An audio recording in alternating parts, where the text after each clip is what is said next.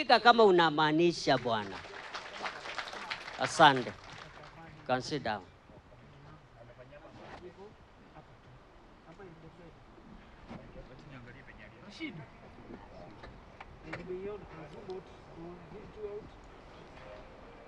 Nafikiri kuna kitu muhimu sana, nitampa katibu aweze kutuongoza kwa hii kusimama alafu tutaendelea. Very important. Habari zenu za asubuhi tena. Wale mimi nataka kuwashukuru watu wa KTN walianza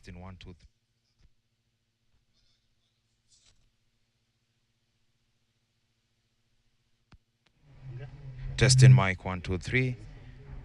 Testing. Sindeka mbili tatu.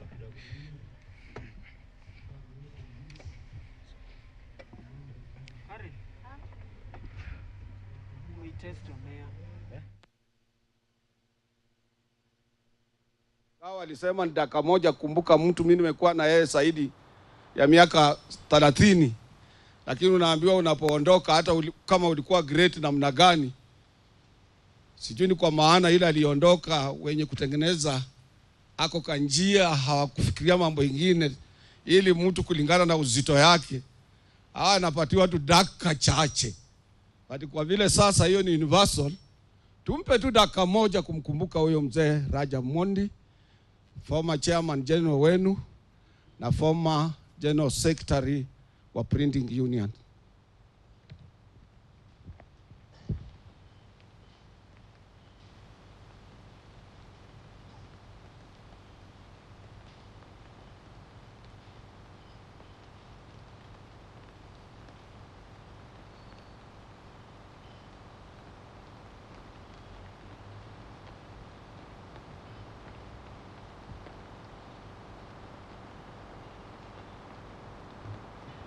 Thank you.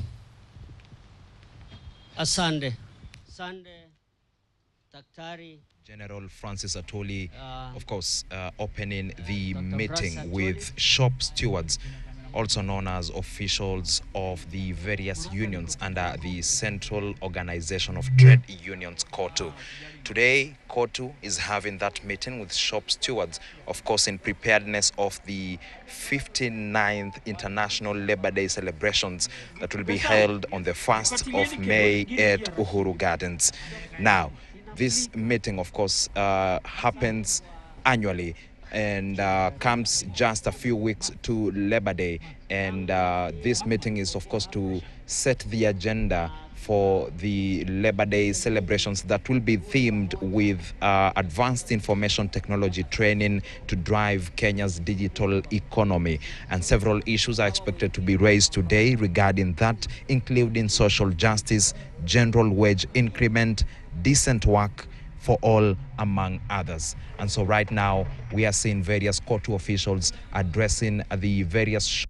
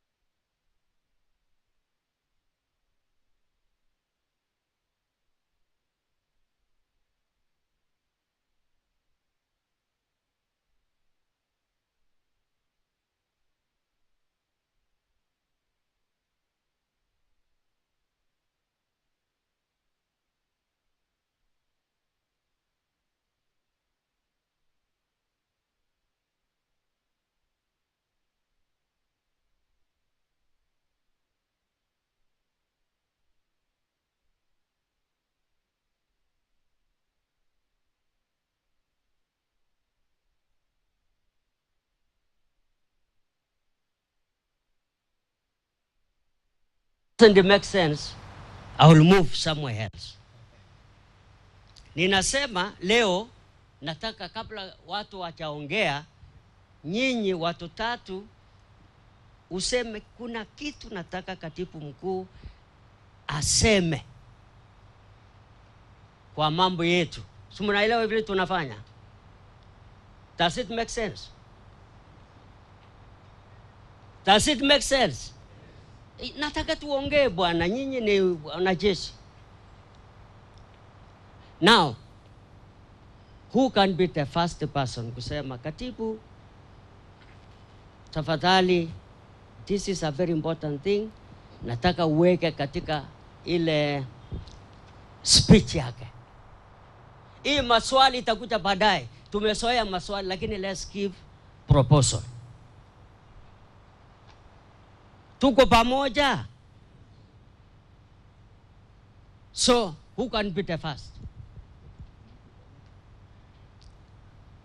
Simama na kuja hapo. Iko mtu hapa. Huyo. But tunaelewa naye, sio maswali. Ni a good proposal. Kwa katibu. Naomba tusikizane wakati wanapoongea. I'm going to keep only 3 people. Na sisi ni 4. Okay. Ni nani?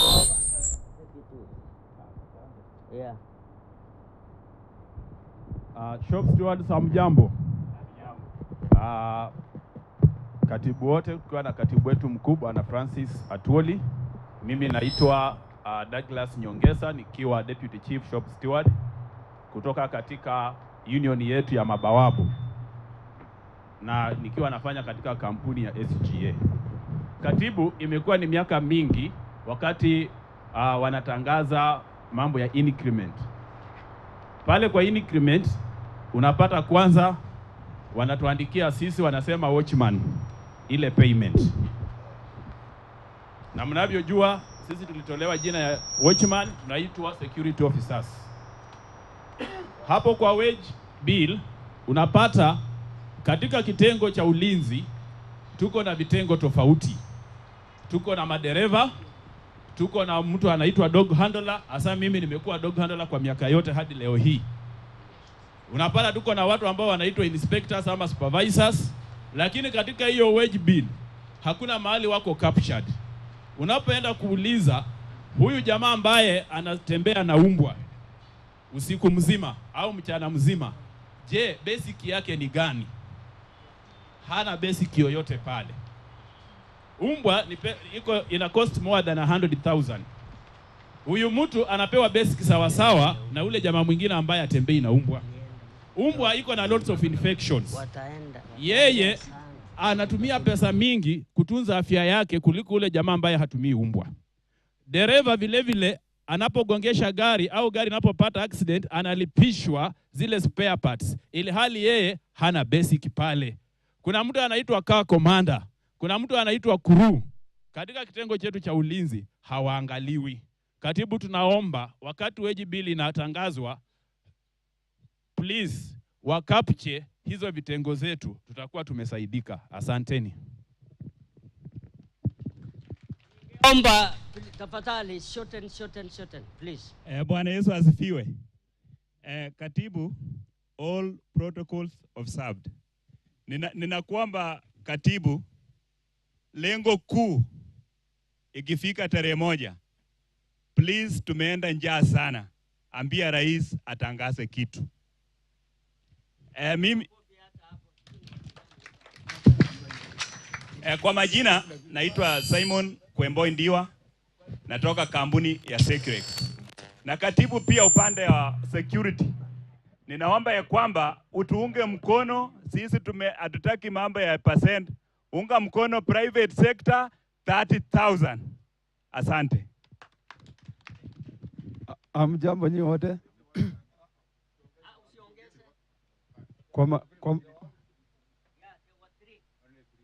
Kwa majina naitwa Martin Kioko kutoka printing. Na ile kitu katibu naweza ongea, uangazia mambo ya freedom of association. Alafu kuna hii kitu ingine inaitwa outsourcing, inamaliza union yetu. Asanteni. Viongozi oye. National Chair, only. Katibu Mkuu, General Secretaries, nashukuru Mungu kwa hii nafasi nimepewa. Yangu ni kuomba Katibu Mkuu kwamba kuna shida ya privatization katika sekta ya maji.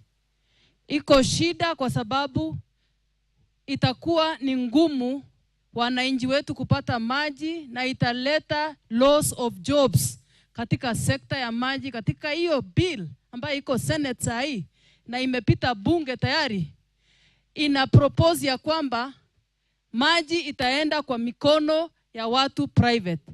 Tunaomba Katibu Mkuu, katika kazi yako na wisdom yako, ongea na serikali waweze kutoa hiyo privatization. Maji ni uhai kwa wananchi wa Kenya na tunaomba isikue private. Asante sana, Mungu awabariki.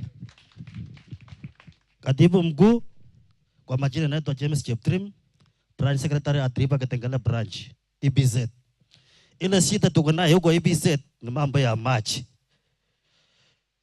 Kutoka Nairobi wanatufanyia rationing ya maji huko EBZ, especially unapata wamama choo mingi sana haina maji.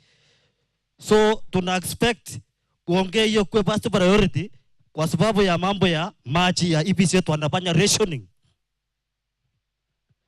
Also mambo ya electricity imekuwa too high. EBZ sasa investors wengi iko EBZ wametoroka wameenda Tanzania, wengine wameenda nchi zingine. So angalia hiyo na waangalie pande wa investors na tax zaidi iko juu. Asante.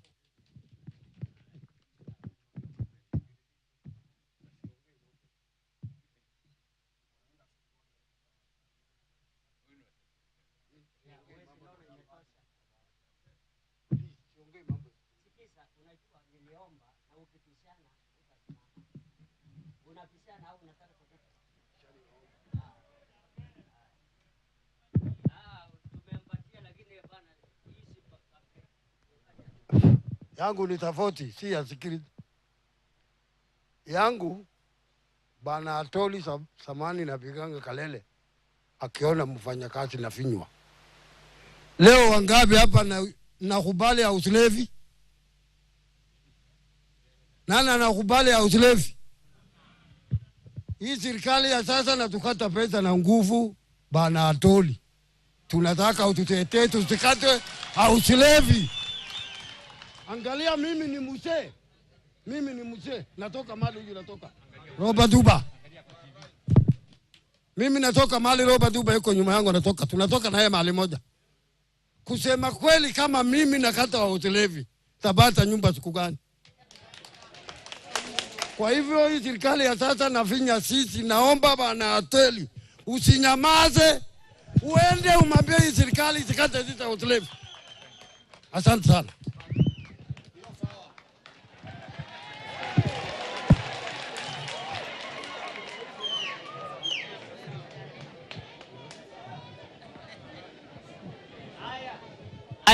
Sasa sumumbikie makofi huyo mtu.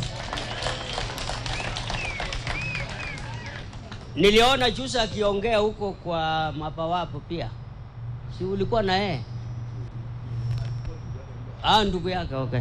Anaitwa Dr. Atoli, hapana Atele, Dr. Atoli. Lakini sawa. So, ni nani mwingine? Yeah. Haya, tusikize viongozi. Hiyo ilikuwa mzuri, si ndio? Anamwezi kunipigia makofi hata.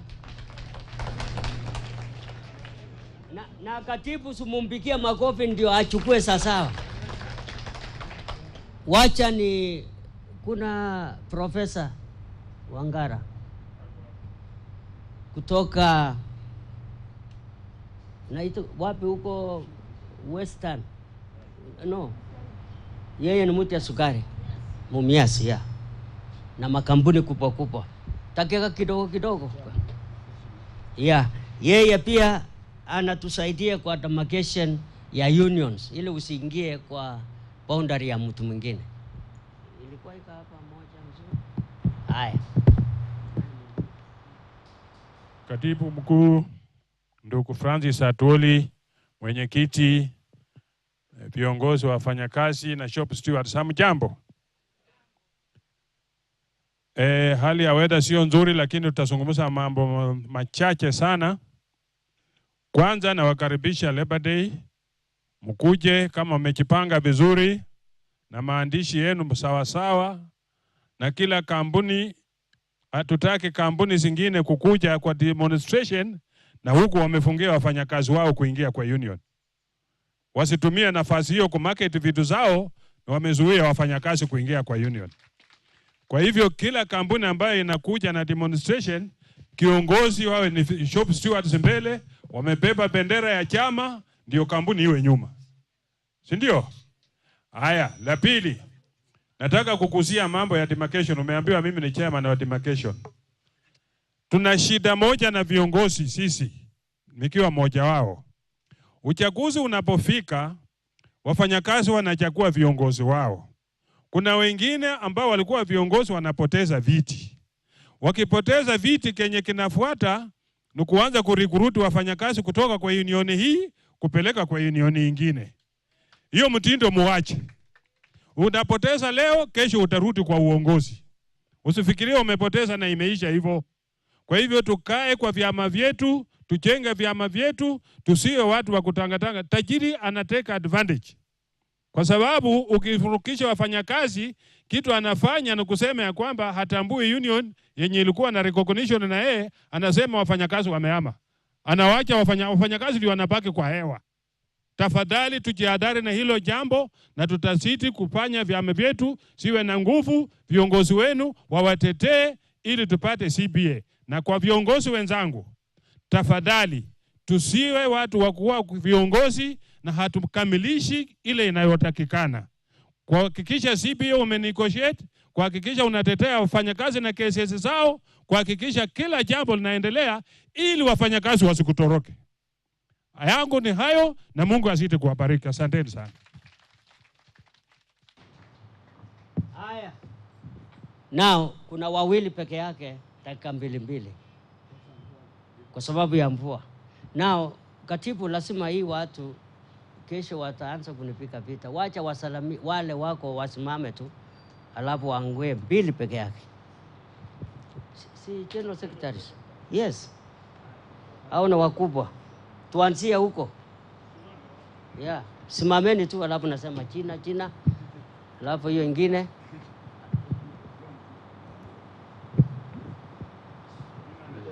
Yeah. Just China tu peke yake. Na nyinyi mupikia hao makofi kama China akikaa pika makofi zaidi, alafu akae chini. Yeah, Chairman, General, my colleagues, General Secretaries, shop stewards, Bwana Yesu asifiwe. Nione mkono juu. God is good and all the time. Wangapi wamefurahi kuona katibu mkuu? Asante sana. Mimi ni chairman, naomba rudi dakika moja tafadhali. Yeah. Anataka niseme ya kwamba sector private security imekuwa na myriads of challenges. Na mnajua mambo ya reform is a process. Jana ama juzi Mheshimiwa Rais alichagua chairman wa PISRA, na hiyo board iko properly constituted, na yale masuala ambayo mmeuliza members wangu wameuliza katibu mkuu, tulikuwa na board jana. Na tumesema ya kwamba hii industry of private security, one CBA, one union. Na hiyo tunafanyia kazi. Hivi karibuni tutakuwa na kikao ya supervisors na shop stewards, na hiyo mambo yote tutaongelea pande hiyo. Mungu awabariki sana.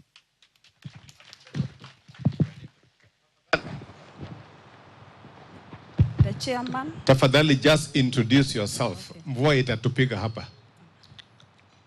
Habari zenu nyinyi nyote. Mimi naitwa Beatrice Modoni. Ni General Secretary wa Jockey and Betting Workers Union. Ningekubaliwa ningesema kitu, lakini lazima China tu. Solidarity. Hiyo ni sauti ya wafanyikazi kweli? Solidarity. My name is Amos Karisa, the Deputy General Secretary of the Bakery, Confectionery, Food Manufacturing and Allied Workers Union of Kenya. Kwa wale ambao wanapenda keki, sasa sisi ndio tunawatengenezea keki tamu tamu. Tunapenda yote. Makofi, makofi. Thank you very much. Yeah, asante baba. Hamjamboni wote. Hamjambo tena. Kwa majina ni Nicholas Ombaka. Nimesimama kwa niaba ya my General Secretary Mr. Wycliffe Nyamwata ambaye hayuko katikati wetu kwa sababu ya kiafya. Yeah. Asanteni sana. Asante. Stewards. Thank you very much. Asante. Solidarity. Solidarity. Kwa majina naitwa Teresa Jerry, General Secretary, Mkulipipa Workers Union. Sijui cheo utaniruhusu niseme kitu. Kuna ingine pale. Solidarity. Solidarity. Workers oe. Naitwa Rose Omamo, General Secretary, Amalgamated Union of Kenya Metal Workers. Asante Rose. Habari zenu nyote. Naitwa Sava Wycliffe, General Secretary, Kenya Hotels and Allied Workers Union. Bwana asifiwe. Kwa majina Eunice Mwende from Kenya Shipping. I'm representing our GS. He is not feeling well. Amjambo. Kwa majina ni James Torome, General Secretary, Kenya Union of Special Needs Education Teachers. Instruction are very important. Leta pande. Haya, leana huko. Jambo, tusalimiane. Asante sana, God is good. Mimi naitwa Nelson Moneki, mimi ni trustee wa COTU. Asante, makofi. Jambo wafanyikazi wenzangu. Kwa majina Julius Maina, General Secretary Kenya Shoe and Leather Workers Union. Asante baba. Bwana asifiwe, Chief Steward. Asante. Mimi ni Deputy General Secretary Kenya Plantation and Agriculture Workers Union. Mimi naitwa Thomas Kipkemboye. Apili yangu ni kwamba maswali ambayo mmeuliza katibu inatakana mulete wengi kwa kiwanja ili apate nguvu siku hiyo president aongee jambo hilo ndiye anasikia. Asante. Umejua watu ya shamba kubwa kubwa? Mnajua? Umeona yeye? Umeona hapa? Pika makofi bana, sema tu. Asante mwandishi. All protocols. Marafiki zangu amjambo. Kwa majina naitwa Albert Jero, General Secretary Kudhei Workers Union. Thank you very much. Asante. God is good and all the time.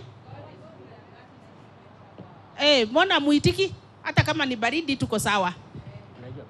Kwa majina ninaitwa Caroline Ruto.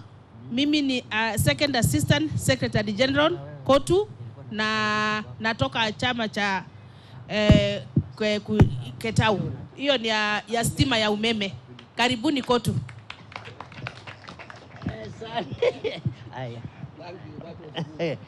Alright, asante sana cha. Yangu itakuwa mawili tu, alafu nimpe mwenyekiti, alafu akaribishe mwandishi mkuu. Kitu ningetaka kusema mwandishi wa kwamba wacha Robert Duba aongee kwanza. Asante sana. Wafanyakazi oye. Mimi naitwa Robert Duba, General Secretary ya County Government Workers Union. Katibu, I want to thank you so much. General Secretaries wote na wafanyakazi wote. Tuna changamoto mengi na nina hakika na nimepata kushughulika pamoja na hao wengine inapata attention ilivyo. Kwa mfano, tumepata barua kutoka kwako kwa ofisi yako tufanye proposals mingi ambaye itasaidia kubadilisha sheria vile ilivyo sasa katika Kenya, sheria ya wafanyakazi, Labor Relations Act. Tangu 2007 haijakuwa revised, kana vipengele vingi ambaye zinafaa kuangaliwa na tunakuandikia proposal vile uliongea na tafuta nafasi ili tupate kushughulika na kuongelesha president ya nchi yetu ili tuweze kuweka malalamishi na shida yetu kwa meza ili tuweze kuongea. Kwa sababu labor movement maana yake ni kushughulikia wafanyakazi katika kuongea na kuelewana na wafanyakazi na serikali. The tripartite fraternity, which you are doing very well. Tutakusupport, tutaenda na wewe all the distance necessary. Kuna mambo ile ya kupunguza also retirement age. Kila kitu ina changamoto yake. Tuangalie kwa kina. Kupunguza retirement age itadhuru wafanyakazi kwa kiwango gani? Tutakuwa na wewe, tutakuwa pamoja, tuwe na solidarity. Mungu ni mwema. Mungu ni mwema. Na kila wakati. Asante sana. Asante sana mwenyekiti. Yangu itakuwa machache kabla nikaribishe mwandishi. Kitu ningetaka niongee juu yake ni kuhusu mambo ya wale wafanyikazi wote walioko katika public service. Tuna shida mwandishi mkuu. Pesa zote ambao tunapata tunalazimisha tuweke kwa e-citizen. Na pesa ikienda kwa e-citizen hairudi kwa idara ili tupate mshahara kwa wakati unaofaa. Hii ni jambo ambalo lazima tutafute. Hatuna shida ya pesa kulipwa through e-citizen, lakini iwe inaregeshwa kwa idara so that idara ipate nafasi ya kufanya biashara yake na kulipa mshahara wakati unaofaa. Most of the public service corporations na state corporations sasa mshahara haipatikani kwa wakati unaofaa kwa ajili pesa inachelewa katika e-citizen.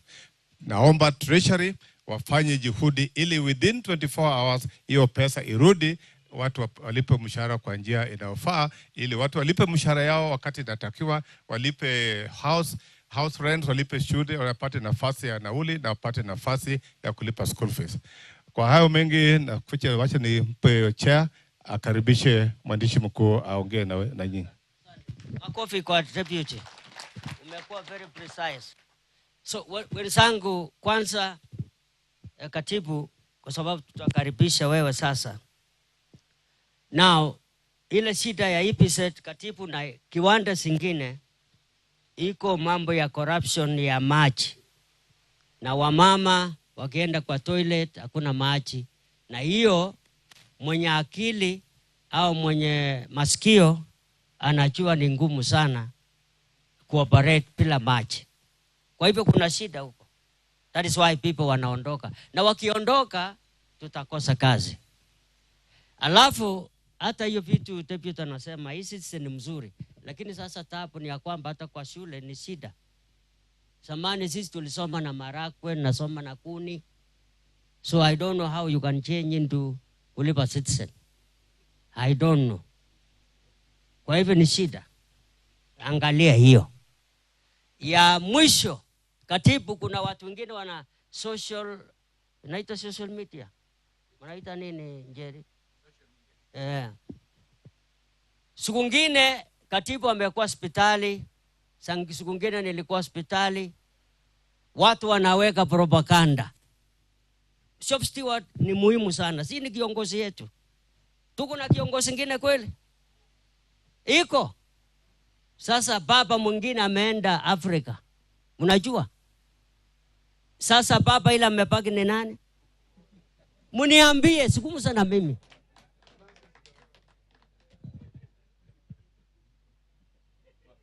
Mimi nasema, yeye ndio nasema watu walisema alikuwa hospitali na hawezi kutoka na hakuwa hospitali. Iko mtu anajua ukienda kwa hospitali hawezi kutoka, si ni ya Mungu au namna gani? Watu kama hao tunasema nini? Nataka nione mikono yenu, sio tu kushindwa na kukaa. Naona mikono. Na wakijaribu tena tutafute hawa. Au nyinyi waoga? Atukuletee wewe ndio naenda kutafuta. So kwa hivyo mumuombe kiongozi yenu. Si ni sawa? How many people watasema watamuombea?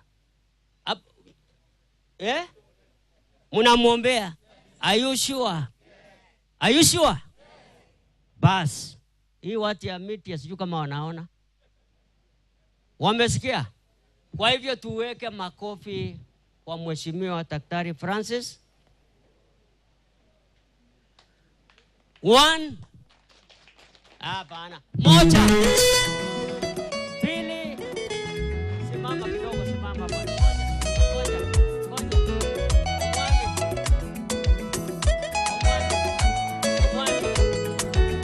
Sima.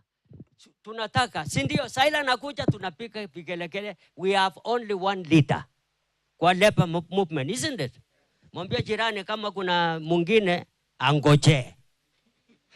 Haya, 1. Wache makofi vizuri. Moja. Asante. Katibu mkuu. Ongea. Chief of Steward. Asante. Fungua na ufunge. Haya, asante katibu.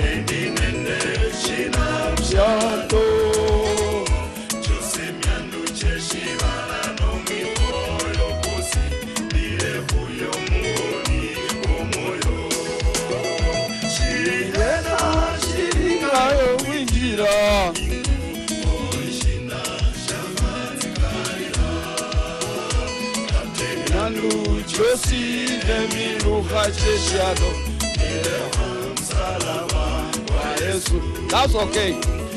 Thank you, Ken. Tuna problem moja ya mvua, and it is threatening and it is really. Na sisi tulikuwa tunataka mvua. Na kitu kikubwa kimetuleta hapa ni mambo ya kumobilize ourselves for the International Labor Day. Ningelikuwa hapa mapema, lakini pia issue inaambatana na madaktari wetu, inakula sisi viongozi wa wafanyikazi kichwa. Na vile mnavyojua, nilienda ILO tarehe 18, tulikuwa huko ILO Barasa na nani, tulitoka hapa tarehe 1.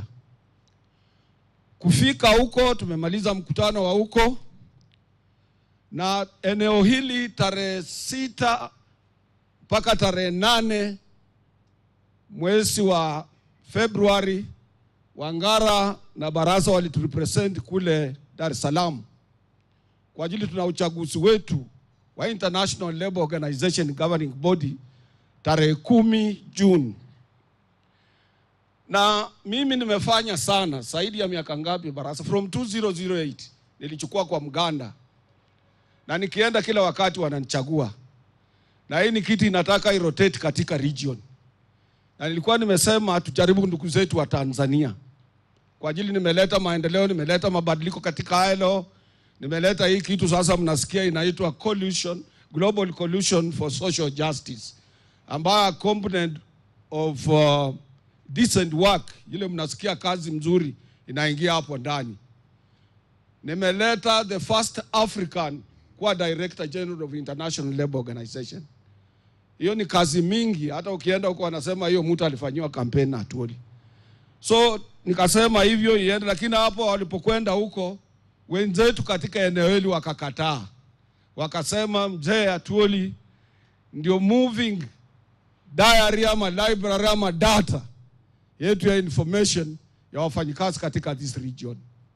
All what we have in Uganda, Tanzania, Rwanda, Burundi, Zanzibar, Ethiopia na zile nchi ziko karibu kwa hii region, it is because of me, after having been elected as the president of the larger trade union federation of Eastern Africa. Wale wakakataza, Wangara alikuwa huko, wakamkataza, wakamwambia mwambie Atwoli kama region haimtaki atakwenda kurepresent Africa. Sasa waliponiletea ripoti tukiwa Geneva, tukakuwa na mkutano yetu ya Organization of African Trade Union Unity ambayo mimi ni president. Na tukakutana na wenzetu kutoka Asia. na Gulf, Warabuni, nchi za Waarabu hizi nimetembea zote. Wakasema vile the way you coordinate Africa and Asia, come and coordinate us. Alafu tutaona matokeo itakuwa namna gani. Sasa tulipomaliza mkutano, baraza alirudi, mimi nikaenda Gulf. And I was on the telephone 24 hour service. Lakini wacha niwaambie, labda hapa kwetu ndio kuna Waislamu bandia. Kule Gulf Waislamu ni Waislamu. Hata ukiwa kwa hoteli ikifika jioni wanaleta kitu inaitwa iftari. Sasa unawacha pale ya kulipa pesa, unaenda kwa iftari. Iftari is free. Chakula ya iftari ni tamu kushinda ya hoteli. So nimekaa na Waarabu sana na nikapata nafasi ya kwenda kule Yemen, ambacho chama chetu Kemboi ni kubwa sana. Yemen wana agriculture, wanajaribu kusupply vitu huko na nini. Hawa kanikatalia pia for 3 days. But I was on telephone 24 hours service. Nilikuwa kwa simu. Ukitaka kunipata unanipata, naongea na chairman yangu, naongea na Rajab. Mimi watu wanaenda, unajua ukiweka jina la Atwoli kwa mtandao, you make billions, ama unapata followers kwa dakika 3 imejaa. So people are trying to do business with us but in a negative way. Naweza kusaidia in a positive way. Hakuna mtu hawezi kuwa mgonjwa. Na mimi nikiwa mgonjwa naenda public. Last year wote walijua nilikaa Nairobi hospital, appendix ilitopokea kwa tumbo. Which is very dangerous because at one time it killed our affiliate here, Joseph Bolo. Ilitopokea kwa tumbo. Nilikaa huko 2 weeks. Paka hospitali ikakataa sawa kuja kuniona, akasema it is too much. Na data yangu yote iko na daktari anaitwa Dr. Martin Wanyoike. Na nilimpa consent. Hata nikipata kisonono leo, ambia bibi, ambia kila mtu niko na kisonono. I gave a consent nikasign that you can access how my health is performing. Nairobi hospital kwenda Anderson kule kwa 4th floor unapata Dr. Wanyoike, unamwambia sisi tuko na mkubwa yetu.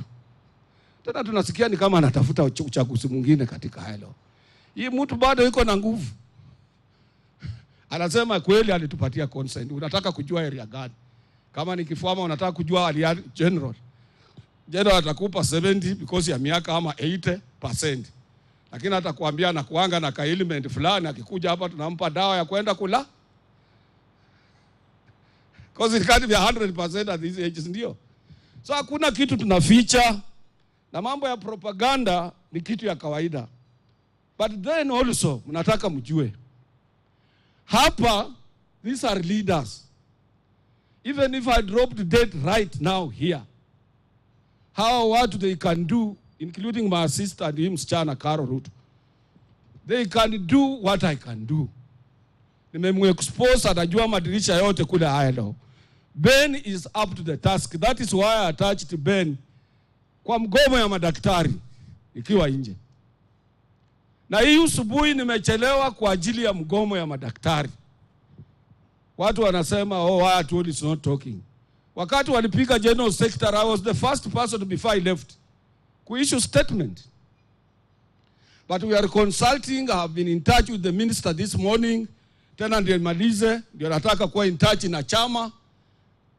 Because chama affiliated to COTU is an independent and free affiliate of COTU. Hatuwezi kutolea madaktari msimamo ama kutolea serikali msimamo. That is why there is tripartism arrangement. But we can narrow the gap on issues na tupata return to formula, madaktari warudi kazini. That's what I'm working on as Secretary General or as spokesperson of workers in this country.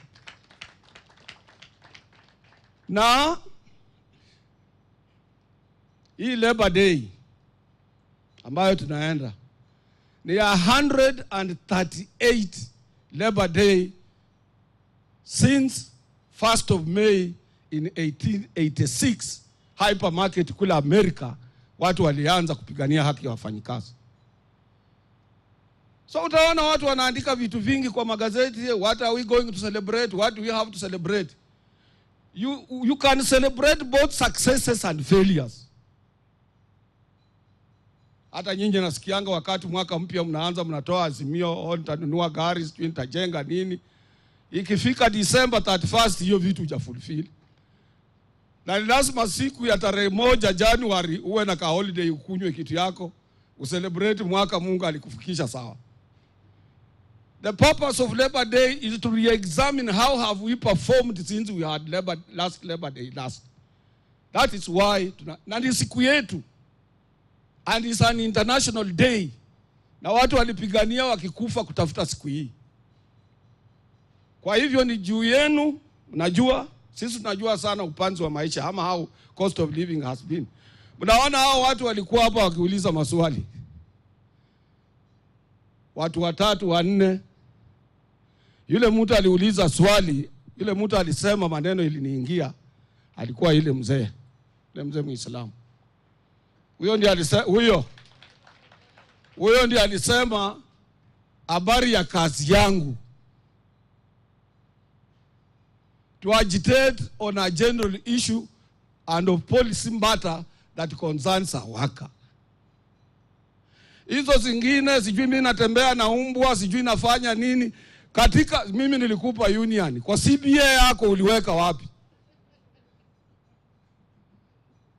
Nikishampa wewe union nikuja nikae na tajiri niko negotiate scales na vile watu wa umbwa unataka wapate. Iko mtu huko anawaambia atawapa 30,000 shillings. Hata president akitangaza 30,000 shillings must be gazetted. Mnaonanga tukiweka minimum wage kwenda juu. Na watu wana gazeti ni Ministry of Labor peke yake. Sasa ni mtu gani mwingine anasema 30,000 itakuwa must? Kuna watchmen wanapata 120, 150, 300,000 shillings. Au utaweka wapi wewe ukitaka 30,000? Security officers. Yule mtu yuko na kioski yake hapa nje. Turnover ya pesa yake ni shilingi 100 kwa mwisho wa mwezi.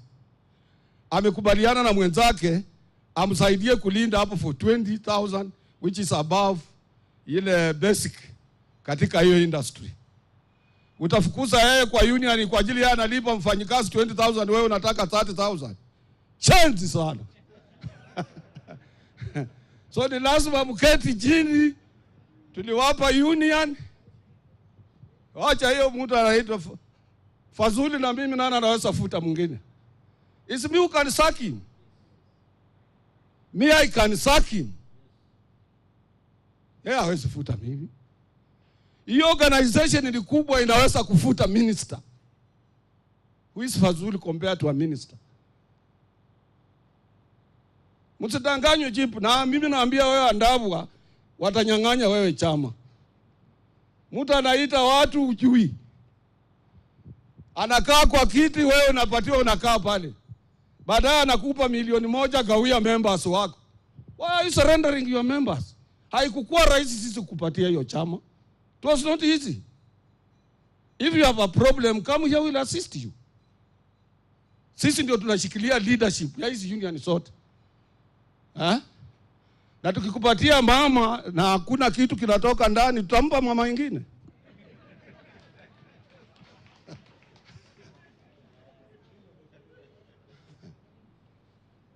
Kwa hivyo ile kitu nataka kuambia saa hii, it should be fast, and what doctors are doing ndio kazi ya union to agitate for their rights. Na wakiagitate for their rights, it is our duty we are in leadership kutafuta ni njia gani mahafaka kila mtu asipoteze, iwe ni give and take on issue of negotiation. That is why I came a little bit late, na nataka kuwashukuru sana wote ambao wamekuja kutusikiza. I want to go back kwa ile kitu ile mzee amesema. Mnajua mimi nilikuwa Azimio, sisi na Raila. Na mimi ni lazima nimshukuru President Ruto. Amechukua issue ya Raila kama yake. I was the first person mimi kutoa statement hata tulipokuwa katika last Labor Day, niliomba president nikasema we want to move towards one direction. Yes, Kenya kwanza mmepata. Kama mmepata, kama iko njia muhafaka, mwingine akitaka kupata hata huko African Union or anywhere apate support. So that our nation moves as a highly rejuvenated, united, you see, a country that can be able to focus, monitor, and see things ahead. And that is exactly what I have never seen it in my life. Mimi nilikuwa hapa nikiwa mdogo wakati wa President Uhuru, baba ya Uhuru, Mzee Kenyatta alipochukua nchi hii. Alihakikisha kwamba Jaramogi hakuamuka kichwa chini. Nimekuwa hapa wakati wa Moi ni his latest egg, anajua let's see kama tunaweza kukubali opposition after amendment of section 2A ya katiba yetu. Na it was not easy. Alafu ndiye akaanza kuongea na opposition. Nimekuwa hapa wakati wa Kibaki, it was a negotiation. Paka Kofi Annan United Nations zikakuja kutusaidia. Nimekaa hapa wakati wa Uhuru, it was a handshake. But now there is no any clear cut on the current understanding. But then the government says, my government doesn't want to hear that. Kama mwenzangu anataka kazi, wacha nimsaidie. William is not in the country. Hata mambo ya madaktari na vitu vingi, mambo mingi iko hapa. Sisi kama COTU tumefanya appointment. Hata mambo ya mishahara kuonana na yeye kabla ya siku ya Labor Day. Immediately he comes.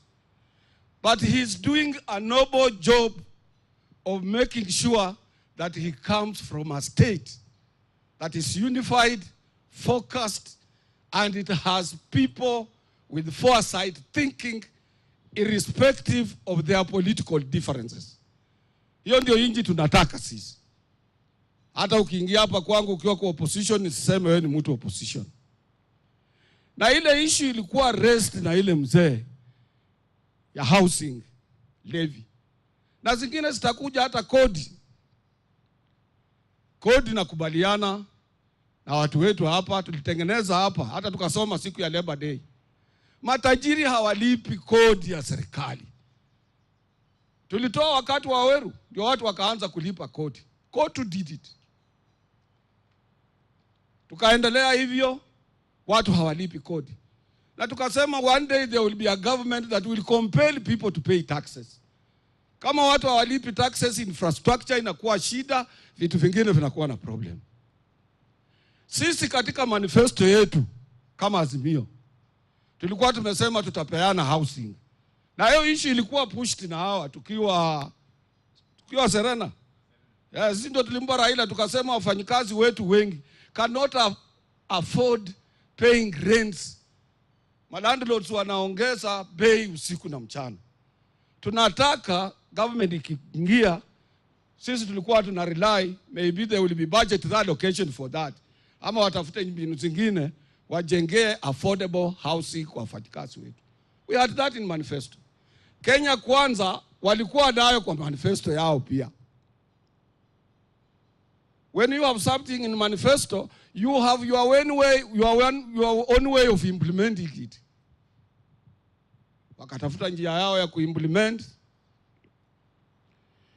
Na hiyo njia ndio ulisikia huyo mzee akisema.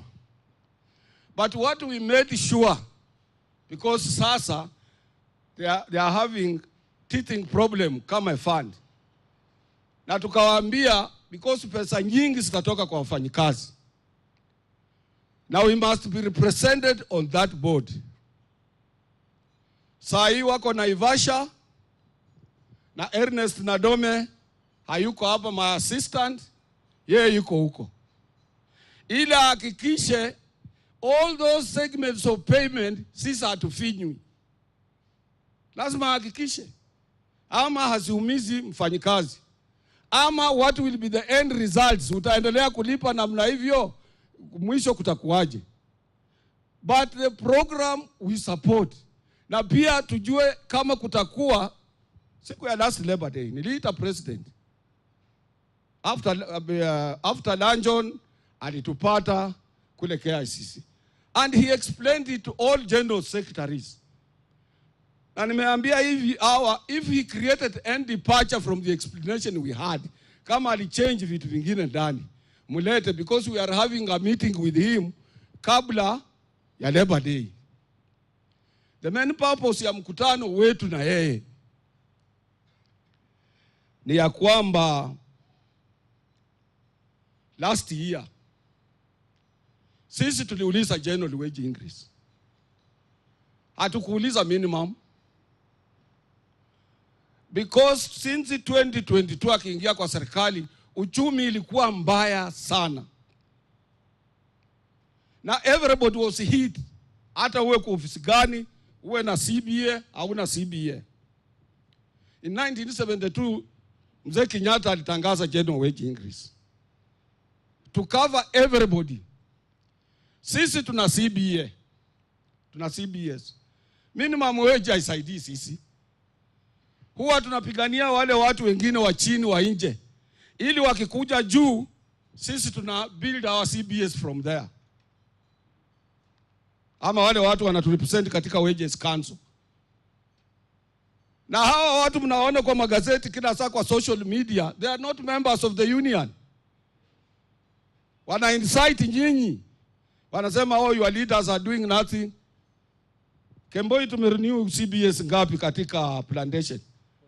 42 CBS. Ili hizi 42 CBS sikave some of the deductions serikali inatoa kwa mshahara wa wafanyikazi.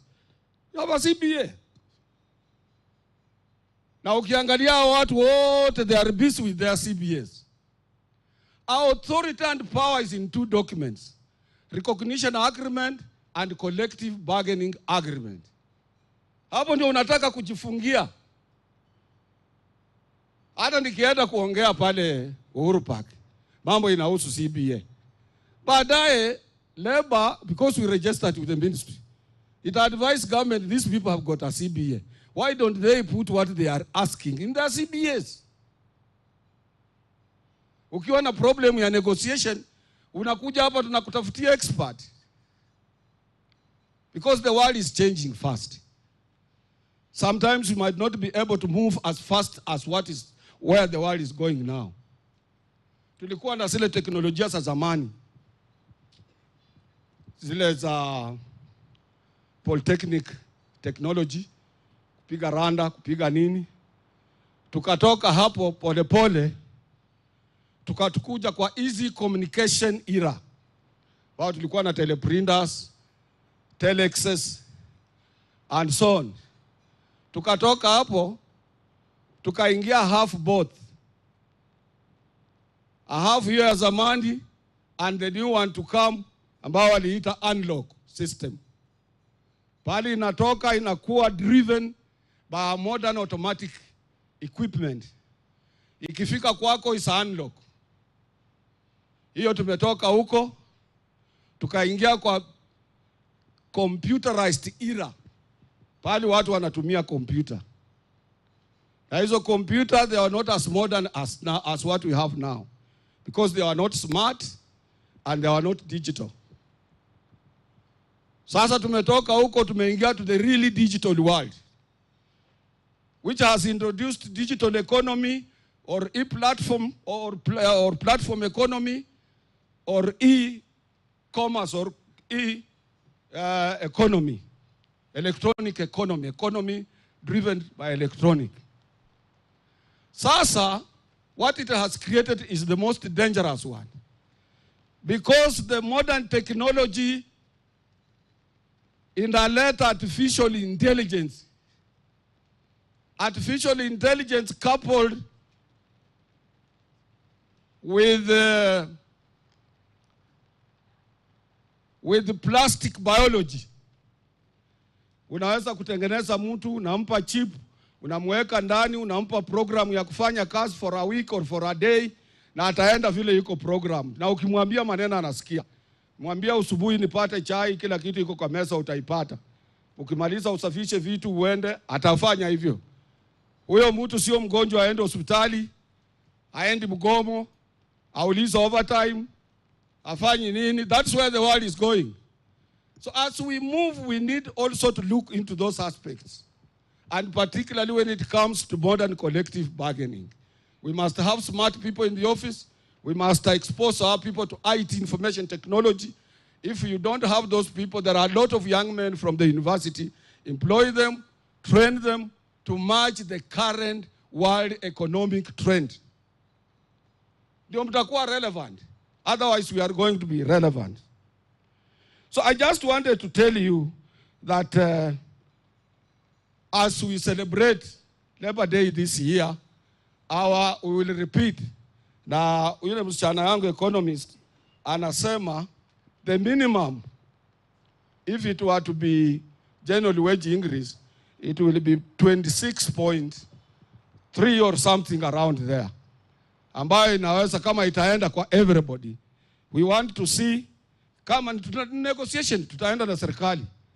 Kama watakuja na basic na sisi tuche na general, na we will have some officers with me here na watu ambao wanaelewa ni wapi tunataka tupeleke wafanyikazi. Whatever will come out, we will let the president announce. That is our work.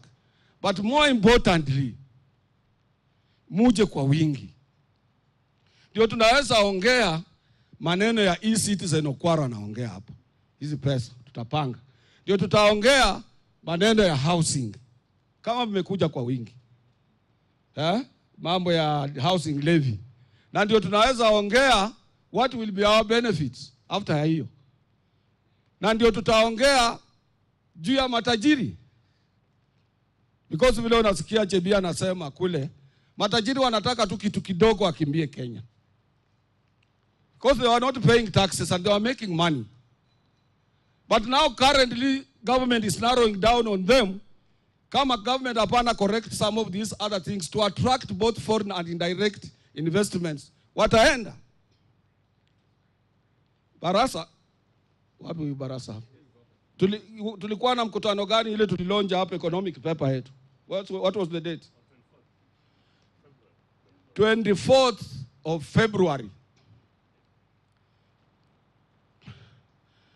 24th, I'm being told it was February. No, it was January. It was January. Tulikuwa na mkutano hapa na COTU ili prepare paper on a devaluation of Kenya shilling. Hii ndio ilituweka pahali pabaya sana. Shilingi yetu kwa dola ilikuwa imepita almost kufika 160. 164. Unaona? Na tukafanya research together na kijana mmoja kutoka university, economist. Na tukatengeneza paper ambayo ilishika kila pahali. Hiyo paper tukajua hii msukumo tunapata kutoka kwa World Bank na IMF. Tukapeleka huko. Paper tukampelekea waziri wa fedha. Aone mambo ya shilingi. Ikiendelea hivi, hakuna Mkenya atabaki hapa hai. Because most of strategic things, including medicine, we import. Tukapeana kwa Central Bank of Kenya. Tukapeana na wale watu wanahusika na mambo ya pesa.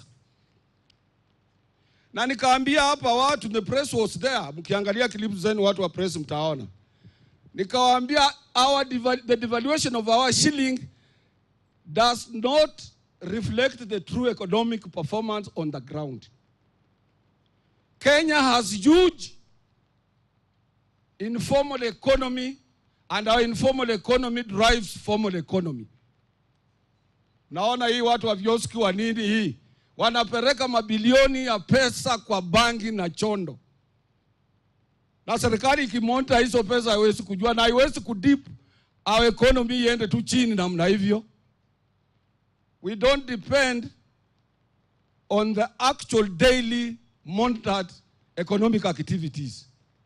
And that is why when the world had a global financial and economic crisis, Kenya and other African countries were not hit when Obama was being elected president in the US. Because of our strong informal economy. And in the region where the satellite of economic activities. We drive Uganda economy, we drive Tanzanian economy, we drive Zanzibar economy, we drive all these economies around us, including Kigali and what have you. They are driven by anyone who wants to go and invest there, anaingia Kenya na wacha hapa dollars.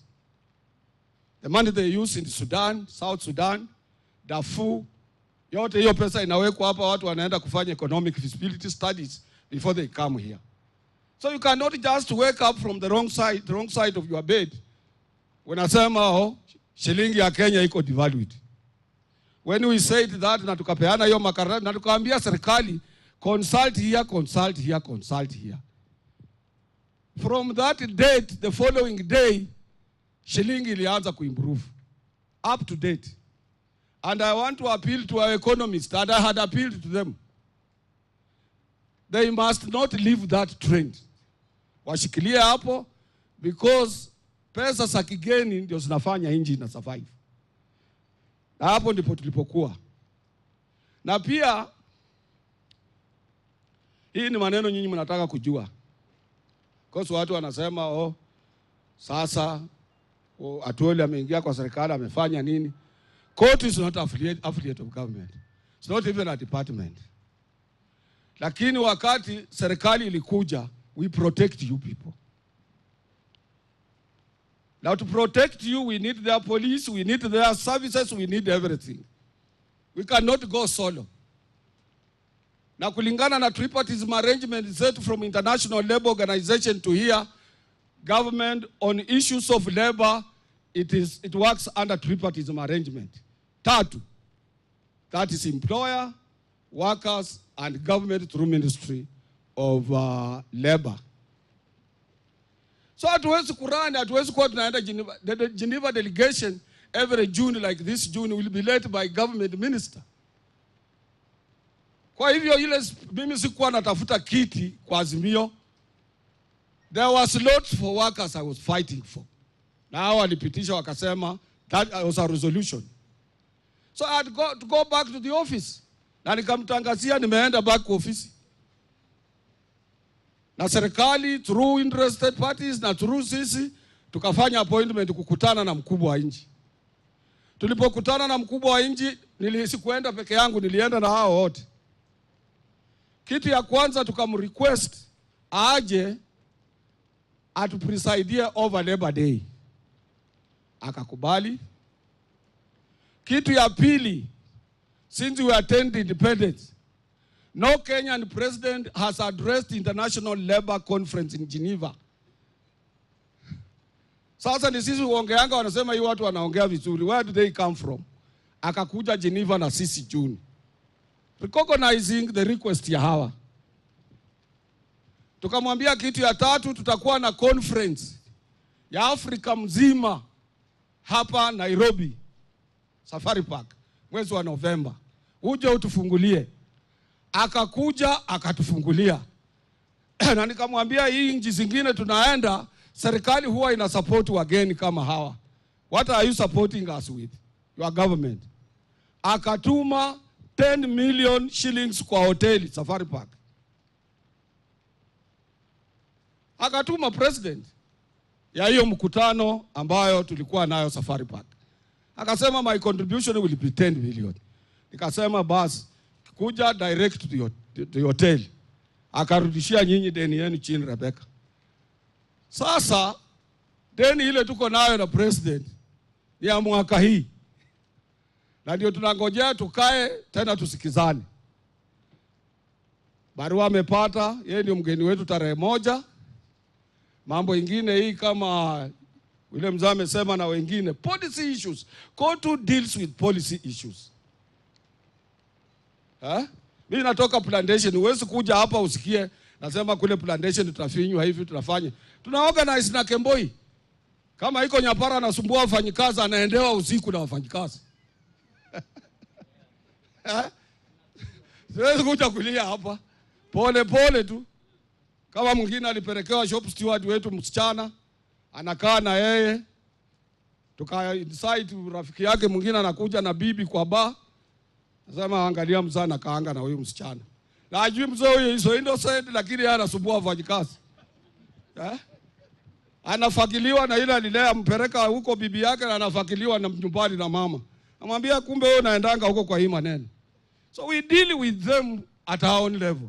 Here we deal with policy issue ambazo zina concern mtu wa local government ama wa chama cha Robert Uba, mtu wa maji, mtu wa security, mtu wa tailors, mtu wa vyama vyote. So when you come here, we want a policy direction. Ya kwamba nchi hii ile naweza kuuliza rais, in your opinion, unaona tunaenda to the right direction? Kama hapana, uniambie hii ndio unataka, ukikutana na mkubwa umwambie. Unasikia? Na pia mimi husema na facts. Ukinifuata tangu nilipokuwa hapa 30 years ago, nikikuja hapa nimemaliza almost 20 years. Niliambia wafanyikazi kama watu kiwanda yoyote itakayodeclare wafanyikazi redundant, hiyo iko kwa kilipu, utafute. Chomeni hiyo kiwanda. Tajira wa lose na wafanyikazi wa lose. Ikasimama.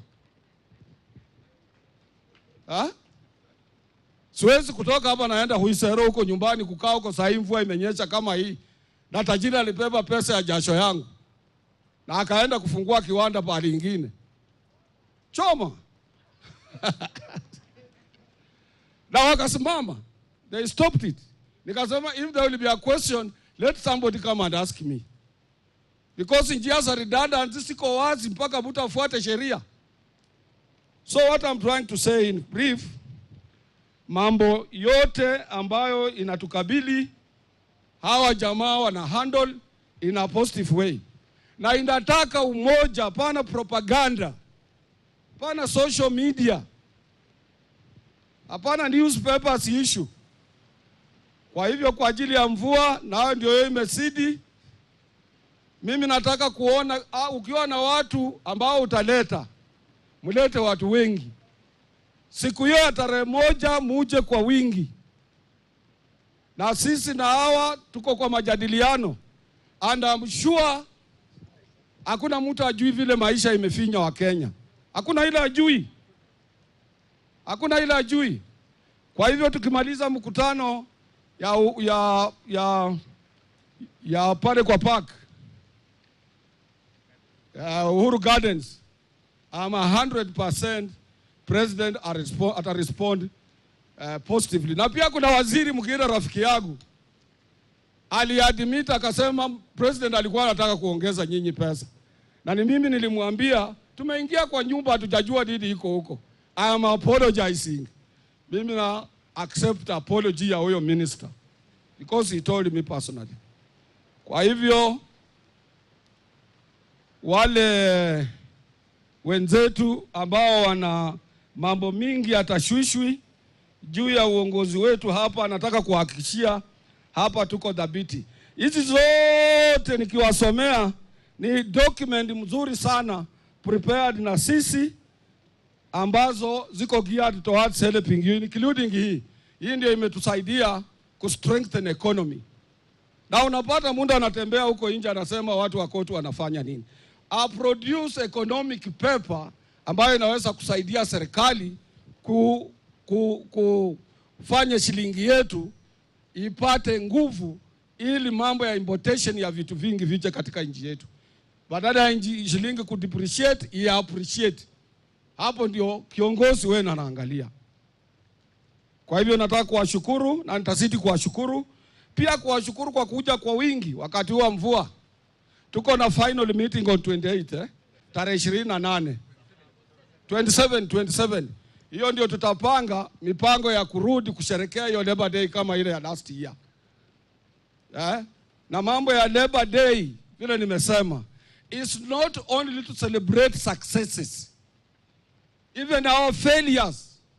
Pale hatujafanya vizuri, nimeambia watu wangu wa plantation watengeneze committee. Since we had last year Labor Day up to date, sisi tuko wapi? Unaambia watu wa union mnatengeneza committees zinaleta report. Nasema hii hatukupata, hii tulipata. Hii hatukupata, hii tulipata. Hii huwezi kupata 100%.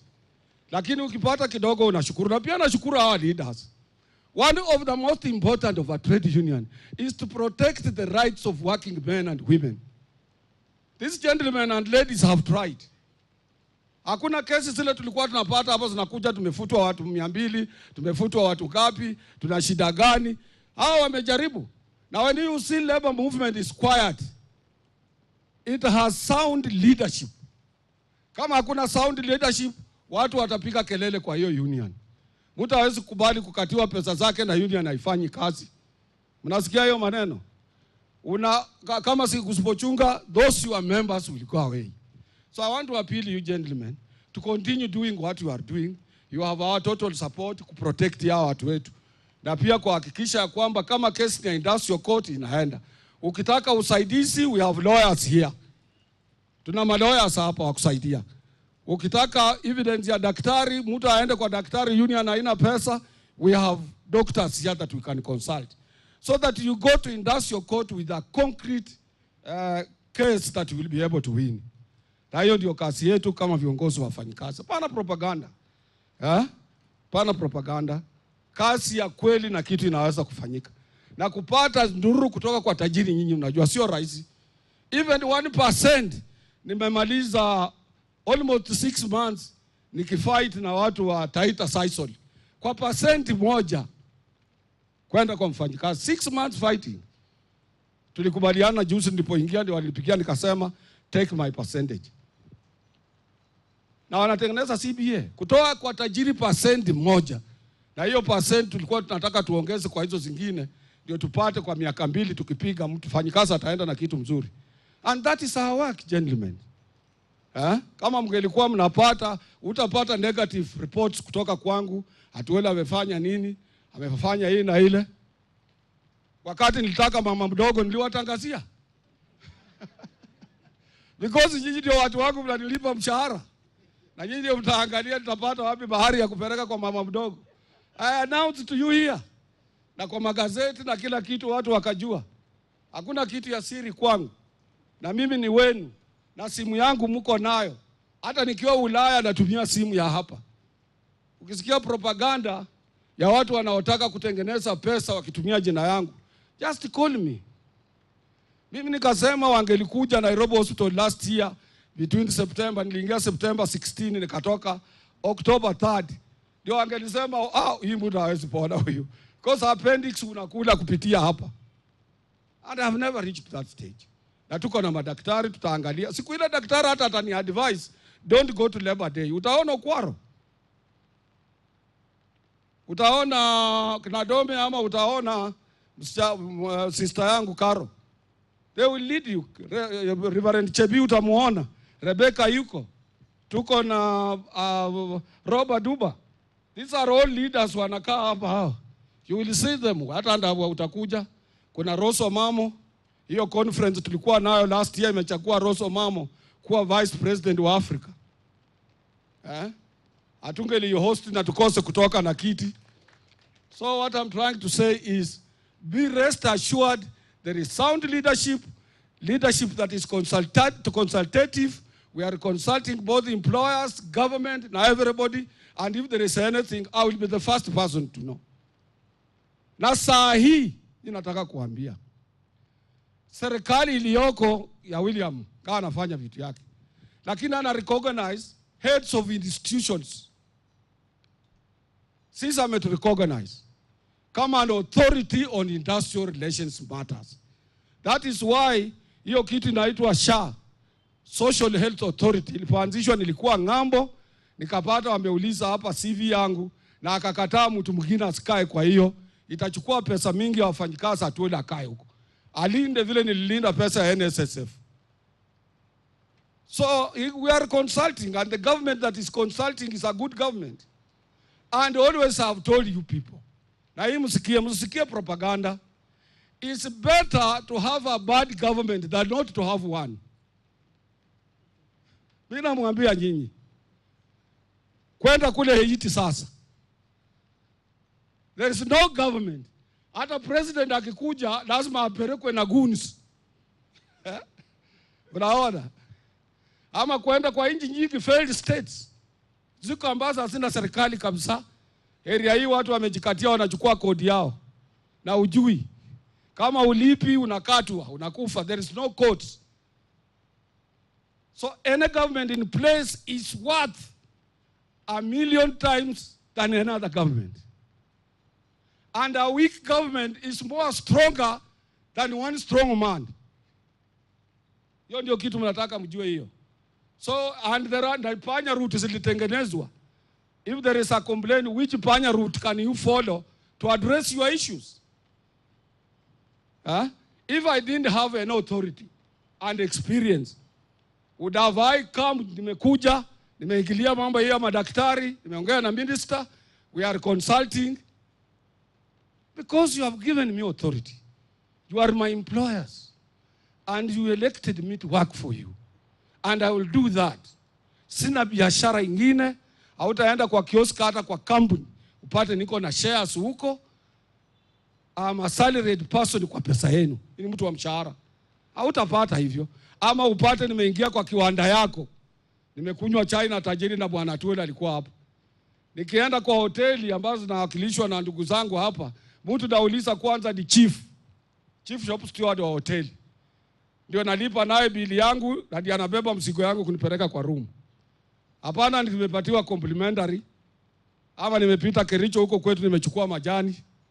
Majani inaletwa na shop stewards wakipata. That is me. Na nawaambia that is why hautapata hivi viongozi wa COTU wanakuwa investigated. We are not subjected to any investigation because njia dina handle mambo yenu hapo. Nilikuwa corrupt, niko kwa shares, niko KEPSA. Kama marafiki zako wengine Andabu. Ni watu walichukua pesa KEPSA. And we know them. Na tena wanasema askari mko hapa nataka muambie. Pia mchanuke. Hiyo group force number. Employer atalipa 12 million. Hiyo automated, it's not for free. Times 1,300, hiyo ni 15 billion. Hiyo mnatangasiwa huko Uhuru Park. Muulize what is the code ya Union's bank account. Ingapi itaenda kwa wafanyikazi. Mnadanganywa mchana. Ndugu zangu. Mnadanganywa mchana. Mtu hajakuwa shop steward anasema ataleta watu hapo. Atapata tena nyinyi ndio mtalima yeye hapo. So what I'm trying to say in other words, let us be pragmatic. We have our interest to protect, and the interest ya mfanyikazi kila siku ni haki yake kiwandani. And I want to let all those people who are interested kwa kazi ya trade union, hata nyinyi, wakati wa election start up. Yeah. Because as hii timu inatoka, tunataka kuona timu ingine inaingia. Yeah. Nimekuwa hapa na several teams. Sawa kina Lubembe, sawa kina Jumaboy, sawa kina Mlei. Tumekuwa hapa na timu nyingi. Wakina Ogendo, James Karebe, baadaye kaendelea na hivyo JJ Mugala. Zile grupu zilikuwa hapa wakina Benjamin Zioka. Very powerful people wakina Mrugu, John. Yeah. Na kama sisi tulikuwa tuwafuati nyuma pole pole, we would be weak people. Now we want to remain strong, and we are strong. Not only strong in Kenya, strong in East Africa, strong in the region, strong in Africa, and strong in the world. Organization yetu it occupies number 2 seat dunia mzima. Na nimeambia nyinyi to do so, I must have strong soldiers behind me. And you are my soldiers. Na kitu inaitwa weak ni mtu ambaye hana nguvu. Now I've told you always here, nobody would like to be associated with a weak person. Hata family yako naambianga families. Wasichana kama hawa nini, you must get a strong husband to protect you and your children. Kama si hivyo, wewe unafikiria uko na bibi kwa nyumba, kijana mwingine anapiga honi huko nje. Ti. Bibi anaambia kama mtoto Dora, kengine anachukua pole. Iko mtu anachukua bag. Bwana anauliza, na unaenda wapi? Hii watoto wamelala njaa. Unataka nikae hapo watoto wakufa hapa? Anafuta anaenda pole nyumba ni ya gorofa anateremka. Kengine ka kijana yako kanakupenda sana ama kama msichana. Tumsichana tunapendanga baba zao. kanarudi kanasema dadi, tuende dadi. Ala, kanapigwa mkono. Dadi anataka kupeleka wapi? Hapa unalala njana kupeleka kwa chakula. Gari inapika moto, wewe unarudi kwa dirisha kuangalia bibi yako akienda hivi. So we must remain strong to protect our interests. We must remain strong to represent our interests. A weak person cannot represent you. Anybody weak cannot represent you. Wewe angalia, Raila ametoa jina yake. Almost all African presidents wanasema watasupport yeye. Because he's strong enough in Kenya. And he has a strong backing ya President William Ruto, which is a very unique thing. Saya amefagia West and Central Africa. He has not come here. My friends wananipigia huko simu. Nigeria last week they endorsed Raila. And that is the way forward. Mtu uende vile mnanipeleka hivi. Ikifika pahali, sasa mnaona huyu mzee anataka akalie kiti kingine sio hii. Mniunge mkono. Sio ndio sawa? Na hiyo ndio heshima unaweza kupeana kwa your colleague. I have never seen anywhere like that. And that is why kila mtu iko na makosa yake. William anaweza kuwa na weaknesses yake like a human being, I have my own weaknesses, everybody has. Lakini bila handshake, because mimi nilipigia Raila is my brother-in-law. Before I went to the press, nikasema nimekusupport kwa hii kitu. Naona watu wetu wa UDA na watu wa Kenya Kwanza, they are giving you maximum support. Musalia is out campaigning. You have any formal agreement? Raila akasema hapana. It's not formal agreement. Kama kungelikuwa na formal agreement, mngeliona kwa magazeti. So unaona that is a unique person. Anasema toa hii mesa, tuende tusaidie mwenzetu. So we must thank him as well on what he's trying to do. Watu wengi wangelipendelea kama mlisimama na yeye uchaguzi, you languish in poverty, vitu yako anafungia, biashara yako anafungia, so that you don't come back again. Lakini that appreciation alone, na Wakenya wanahoji na watu wengine wanahoji, hiyo inatoka at the bottom of the heart of your president. And lazima tufikirie maneno kama hayo. And that is why hata mimi nilipokuja hapa nikasema siasa ya reconciliation ndio mzuri. Sisi hapa kota hatukuangi na opposition. Ukisimama ukikuja na opposition tutasimama hivi tukuangalia wewe peke yako hivi. Because we are playing politics of reconciliation and support of one another. Collectively as it is required as per our mandate. Nasikia hiyo. Kwa hivyo nataka hiyo njia tufuate hiyo, lakini tarehe mosi jameni. Last time I tried after elections kuleta ile watu tulileta. Reverend wakanisaidia na watu wengine. I want general secretaries to bring people. Kama mna njia ya kubeba hao watu keti tuone wale wako Dandora watakuja namna gani watarudi namna gani. Lazima we must bring people. Na wale wana program ambayo ni ambali na general secretaries, Barasa yuko hapa 24 service la Bruno, mnawaambia we have about 500 people at a place. How are we bringing these people? They will invite you, they will see how we can get people to the stadium. Ili wafanyikazi wakiwa wengi, president will not be responding to me, he will be representing to you.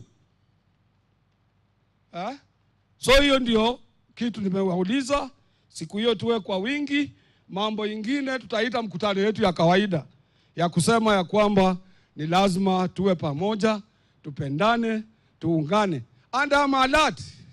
Let me tell you, according to new technology, sasa ukiingia kwa simu na simu yangu hii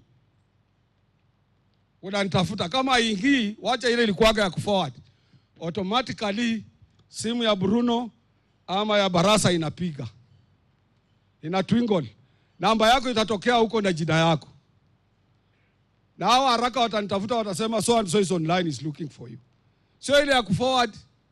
Technology mpya, na tena wale watu wako na simu mchunge sasa. Under new technology mtu anaweza kutumia hii kamera ya simu yako kupiga wewe picha kwa nyumba yako, na simu yako ndio inampelekea. Unasikia tu kitu inakiliki kwa simu cha cha cha, ameshachukua kamera yako, anajua huyu yuko wapi, wewe yuko wapi. So the technology is changing fast, particularly with smart gadgets. So we are alert here 24/7. Hakuna kitu ambayo inaweza kuuzwa hao affiliates tuseme sisi hatujui. That is why wakati David daktari kiongozi wa daktari alipopigwa, by 7 deals were on KTN na vyombo vyetu NTV and other TVs. That day, the same day, tukishapata habari. And I want you to continue knowing that hakuna mtu, there is now a global saying that we will leave no one behind. Hakuna mtu tutawacha nyuma sisi. Kwa hayo nataka kuwashukuru. Mkutano wetu wa mwisho 27, mtatuletea assessment siku ile. Mtatuletea assessment how we can get people to the stadium. Maybe I would have finished negotiations between us and the government for the purposes of making sure we better your terms and conditions of service. Lakini ngoma yetu mjue, ngoma yetu kubwa iko ndani ya CBA.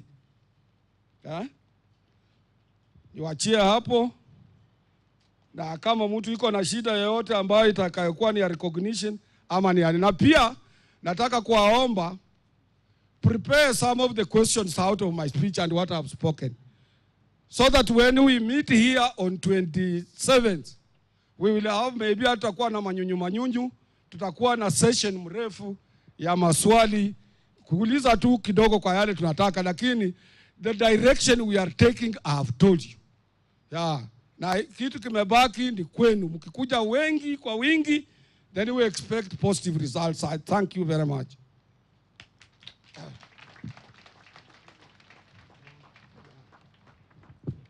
Basi wandugu zangu, tumbe katibu tena makofi ingine. Alafu na